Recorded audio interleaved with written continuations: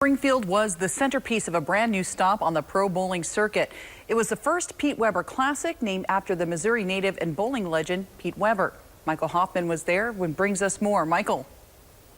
Well, Francis, having a tournament named after you is the highest honor in professional bowling, one that only a handful of bowlers have actually been able to achieve.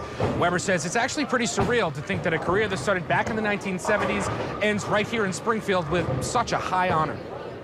It's not every day you get a tournament named after you. Springfield is now the home of the latest addition to the pro bowling circuit with the Pete Weber Missouri Classic. Hey, Hall of Famer Pete Weber.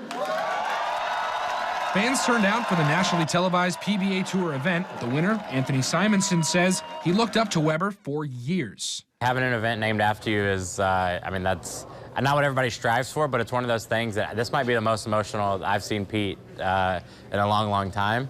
You know, it means something special because it's not something that's just going to be one and done. It's a name, the tournament, the winners. Those are going to live on forever. He's been great for our game, great for the sport.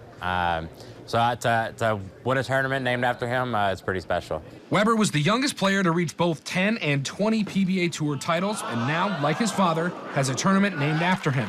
He says it's all overwhelming in the best possible way. I've been shaking since last Sunday. I'm like this. I mean, like I say, to have a tournament named after you, the highest honor in professional bowling you could ever have. The owner of Enterprise Park Lane says he's been friends with the Weber family for years. And when they called and said this was going to be the Pete Weber Missouri Open, I just couldn't believe it. It was just great for us.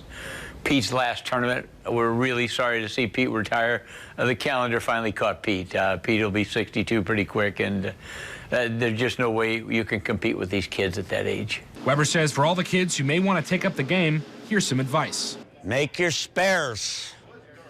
Spares are everything in this game. Don't ever take that lightly. Spares are everything.